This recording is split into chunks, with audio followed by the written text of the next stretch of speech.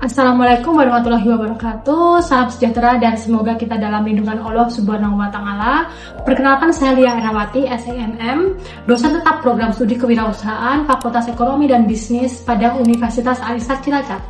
Saat ini saya sedang dalam proses mengikuti sertifikasi dosen gelombang 1 yang diselenggarakan oleh Kemendikti-Saintek tahun 2025. Saya akan melakukan penyusunan dokumen pernyataan diri dosen dalam unjuk kerja Tridharma Perguruan Tinggi atau PDD-UK TPT. Pada kesempatan ini saya akan memaparkan salah satu mata kuliah yang saya ampu, yaitu analisis resiko bisnis. Saya mengajar mata kuliah analisis resiko bisnis pada semester 3 tahun ajaran 2023 sampai dengan 2024 sampai dengan sekarang dengan bobot 2 SKS.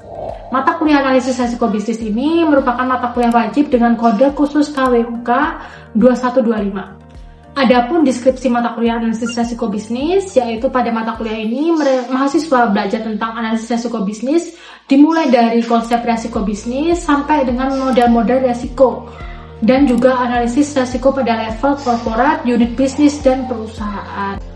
Perkuliahan analisis resiko bisnis diselenggarakan dengan pendekatan blended learning, yaitu perpaduan antara pembelajaran, luring atau tatap muka langsung dan juga daring melalui platform e-learning yang digunakan oleh Universitas Al-Azhar Cilacap, yaitu di sistem Siraka di bagian Edlink. Mahasiswa dapat mengakses materi perkuliahan, mengunduh RPS, serta mengunggah tugas secara online. Sementara diskusi interaktif, studi kasus, dan presentasi dilaksanakan secara langsung di kelas.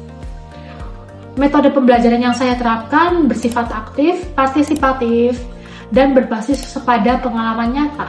Di antaranya adalah ceramah interaktif untuk membangun pemahaman konseptual mahasiswa terhadap teori yang aplikatif. Diskusi mahasiswa dalam menyelesaikan studi kasus nyata. Project-based learning di mana mahasiswa menyusun proyek, menganalisis resiko usaha sebagai bentuk aplikasi praktis dari materi yang telah dipelajari. Nah, untuk capaian pembelajaran meliputi CPLS 9, yaitu menunjukkan sikap bertanggung jawab atas pekerjaan di bidang keahliannya secara mandiri. Kemudian CPLMP 8 mampu memahami dan menjelaskan strategi investasi Islami dan kegiatan usaha berbasis resiko.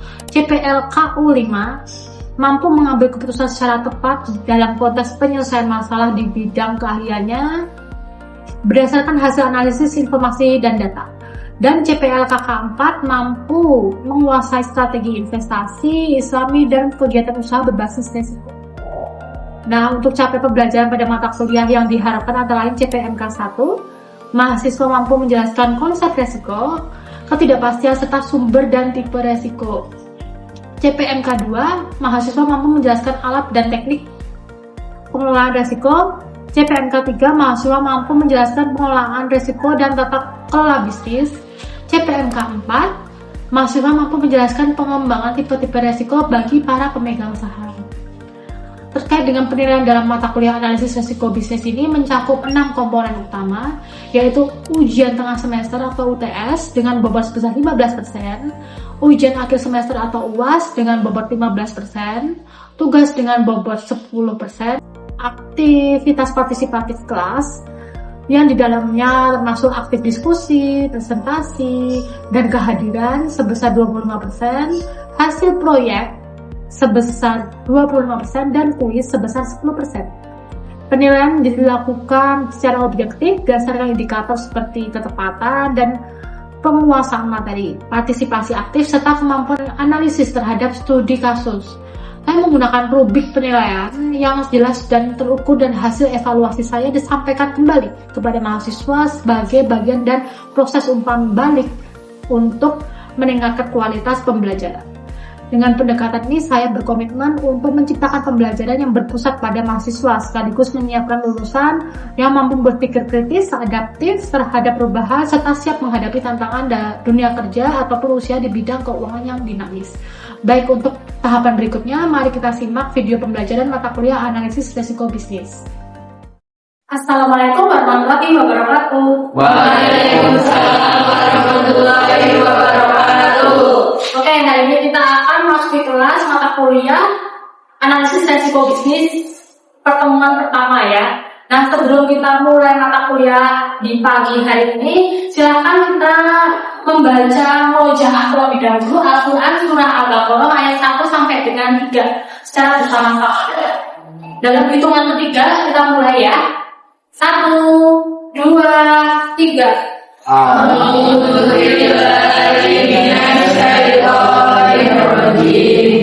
Bismillahirrahmanirrahim. Alif Lam Mim.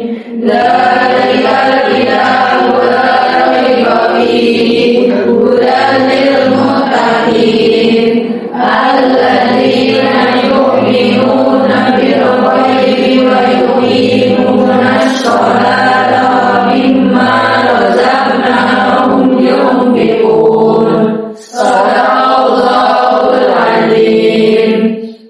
Oke, pada materi siang hari ini kita akan membahas terkait dengan konsep resiko ketidakpastian dan siklus risiko. Nah di semester 3 ini kalian kan pasti mahasiswa yang mayoritas sudah punya bisnis ya.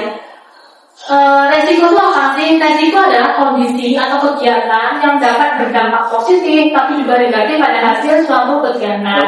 Berbeda dengan problem, resiko adalah potensi atau belum jadi timbulnya kerugian. Oke, sambil mengevaluasi bersama selama kalian praktek di lapangan. Tentunya kalian dalam praktik di lapangan, kalian punya bisnis, menjalankan sebuah bisnis itu, kalian punya pertimbangan resiko tersendiri, ya enggak sih? Ya kan, betul ya. Oke, ada nggak pertimbangan resiko yang kalian pertimbangkan saat menjalankan usahanya kalian? Coba dong kalian tunjuk jari. Mbak Henry mungkin ada yang mau disampaikan? Dalam produksi biasanya sih Bu, karena produksi mungkin ada beberapa yang gagal kayak gosong ataupun yang lainnya begitu Bu. Jadi sembari mengurangi resiko itu, jadi kita membuat SOP yang jadi bagian baking itu ada SOP tersendiri, Bu. Ya, oke. Baik, terima kasih Mbak Henry atas tanggapannya. Ya, itu salah satu contoh dari Mbak Henry. Ketika kita itu berjualan di lapangan ya Mbak ya. Saat kita di lapangan, kita menjual produk itu kita juga harus memperhatikan dari faktor produksi kita. Nah, faktor produksi kita ini juga ada resikonya. Nah, ini juga kita sebagai seorang usaha, seorang yang punya usaha ya, kita juga memperhatikan resiko-resiko yang terjadi. Resiko itu kan ada di mana aja. Contohnya dari bahan yang diberikan tadi, yaitu dari di sisi produksinya. Di sisi produksinya, kalau misalnya tidak hati-hati, nanti jualan kita gosong. Nah, untuk mengatasinya gimana yang gosong ini? Kalau dari segi bahan yang gosong itu gimana Mbak? Biasanya sih kalau udah terlanjur gosong ya Bu, mungkin akan dijual lagi sebagai jadi pakan ternak. Oh gitu, ya itu salah satu solusi yang efektif sekali ya. Kemudian kalau misalnya di sisi lain selain produksi, mungkin di sisi penjualan, mungkin ada yang mau menanggapi? Mbak Siva silakan. Kalau dari sisi produksi itu kan Siva jualan kalau Ya. produk basah sekali. Jadi sekali jual agar nggak basi itu Siva produksinya sesuai dengan target pasar pada hari itu untuk mencegah tidak terjualnya produk yang lain. Jadi sesuaikan sama target pasar dari itu. Oke, terima kasih Mbak Siva atas tanggapan dari usaha dari Mbak Siva sendiri ya saat di lapangan juga. Ada pun Mbak Siva juga memanajemenkan resiko di faktor penjualannya.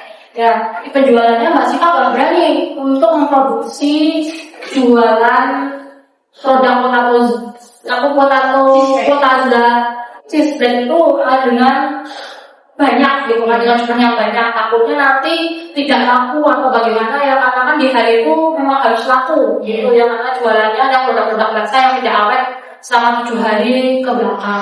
Seperti itu adalah contoh anak-anak manajemen resiko. Jadi manajemen resiko itu memang tidak hanya di faktor produksi, penjualan, keuangan, SDM, tapi ada di beberapa poin dan kita harus mempertimbangkannya agar bisnis kita tidak rugi. Karena yang namanya bisnis ya kita kan harus memaksimalkan keuntungan, itu salah satu misi kita, visi kita, gitu ya. Kemudian manajemen resiko itu memang proses identifikasi, menganalisa dan antisipasi resiko secara proaktif. Tujuannya untuk memaksimalkan dampak positif, yaitu peluang dan meminimalkan dampak negatif kerugian. Nah, bersifat proaktif itu artinya antisipatif, bukan reaktif. Nah, mengatasi apa sifat dari proaktif sendiri yaitu mengatasi penyebab bukan gejala, menyiapkan rencana penanggulangan sebelum kejadiannya, menerapkan prosedur dan penanggulangan yang berlaku, dan menerapkan mekanisme preventif atau mengurangi kemungkinan terjadinya sejauh kemungkinan. Bersifat kolektif yaitu melibatkan setiap pihak dengan bidang tanggung jawab masing-masing dalam proses manajemen risiko. Bersifat partisipatif, kemudian disebut dulu ya. Bersifat partisipatif secara terbuka membahas berbagai potensi resiko demi kesuksesan bersama untuk menghindari adanya resiko yang sembunyi. Bersifat interaktif melalui siklus untuk memfasilitasi proses belajar, memahami resiko dan pengalaman, menjadikan evaluasi ulang resiko sebagai bagian dari siklus kegiatan. Nah, ini kita masuk ke siklus resiko manajemen. Jadi memang di usaha kita tuh harus mengidentifikasi setiap terjadi peluang-peluangnya terjadi resiko. Resiko itu kan bisa kita identifikasi dari yang kecil ke yang besar, gitu kan. Resiko yang kecil mungkin seperti contohnya yang diberikan Mbak Herlin sama Mbak Siva tadi, misalnya nanti produknya gosong atau nanti tidak laku terjual. Dan sebagai seorang pengusaha kita udah siap mengantisipasi segala resiko tersebut dan harus ada solusinya. Kemudian mungkin yang sedang, mungkin kalau yang sedang itu posisinya mungkin kita ditipu karyawan. Misalnya kita punya banyak karyawan nih, tapi kita tidak melakukan kontrol secara teratur atau konsisten. Jadi kita akan berdampak nantinya akan dijahatin karyawan kita, akan ditipu sama karyawan kita. Itu sebuah resiko juga ya. Nah, itu bagaimana kita sebagai seorang pengusaha juga harus ada solusinya. Misalnya kita melakukan pemecatan atau ganti rugi, kita lakukan secara perdata, itu juga ada salah satu solusi ya secara jalur hukum. Nah, misalnya juga kita identifikasi peluang yang paling besar, resiko paling besar dari sebuah usaha itu apa? Misalnya kena bencana alam, terjadinya gempa, ya kan kita sudah terlanjur sewa bangunan gede banget, misalnya ya bangunan satu gedung apartemen kita sewa buat usaha kita semuanya. Misalnya, karena ini untuk tempat produksi, tapi kita juga harus siap terhadap kemungkinan yang terjadi resiko. Misalnya resiko yang paling gede adalah kebakaran, kemudian potensi bencana alam. Karena kita masuk di wilayah Minangkabau, yaitu di pesisir pantai, kita pasti siap dengan dampak negatifnya yaitu gempa, tsunami gitu ya. Kita harus ada solusi-solusi khusus untuk mengantisipasi terjadinya itu. Mungkin kita akan mencatat sebagai kerugian yang tidak tertagih atau tidak terduga, ataupun kita punya solusi lain. Misalnya kita punya branding dulu, kita punya branding nih, gitu kan. Kita punya branding, kita bisa menjual branding kita ke industri lain atau bekerja sama dengan industri lain dengan branding kita yang lama. Mungkin itu seperti itu bisa. Nah, dari identifikasi yang Bu Ria jelaskan tadi itu sudah masuk ke analisa ya tadi ya, menganalisa dari potensi sedang, rendah, sedang, berat gitu ya. Kemudian dari analisa dan prioritas tadi kita rencanakan implementasi dan penanggulangannya atau solusi yang tadi. Nah, setelah sudah kita kasih solusi, kita pantau dan laporkan perkembangannya seperti apa. Nah, kalau misalnya sudah berjalan, misalnya tadi masalah yang dampak resiko yang paling rendah dan sedang, itu yang paling sering sebenarnya kalau dalam dunia usaha ya. Nah, itu kan nanti kita pantau, kalau kita sudah ada perencanaan untuk penanggulangannya, kita pantau, kemudian saat sudah selesai mantau, kita tinggal kontrol secara berkala, kemudian kita langsung ke petik pelajarannya yang kita ambil.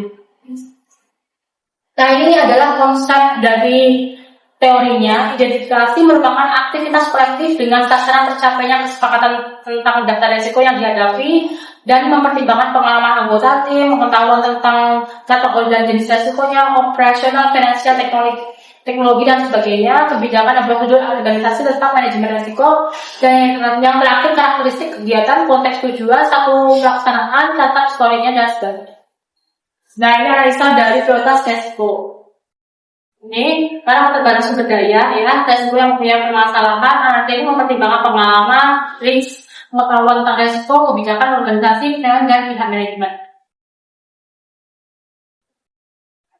Ini rencana penanggulangannya. Penyusunan tadi itu bisa berupa implementasi mekanisme kontrol yang terintegrasi dalam prosedur kegiatan. Prinsipnya kita itu harus kendalikan penyebab untuk memperkecil probability, kendalikan akibat untuk memperkecil impact, kemudian limpahkan ke pihak yang berwenang. Pemantauan resiko, memantau kerja ya, mekanisme kendali resiko yang tadinya sudah diterapkan di perencanaan tadi, kita langsung dipantau aja secara berkala. Nah ini controlling, kita mengontrol secara berkala tadi, kita controlling, jadi kita biar tidak ada dampak risiko yang terjadi, misalnya aktivitas disaster recovery plan.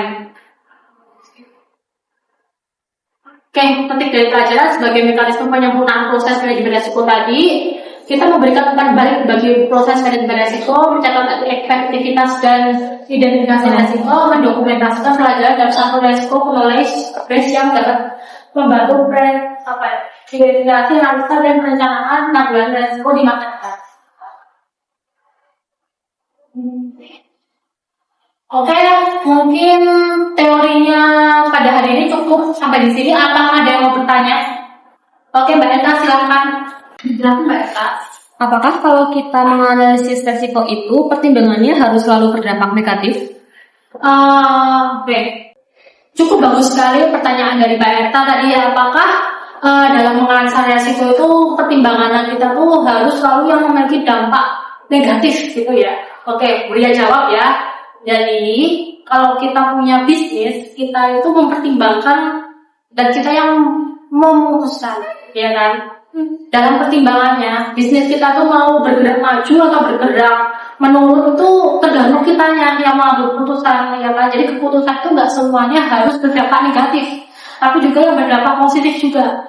Misalnya berdampak positif, misalnya kita punya bisnis nih, punya produk, kita mau join usahalah sama usaha minuman, biar nanti saat ada tawaran produk kita ditawarkan secara berbanding gitulah ya.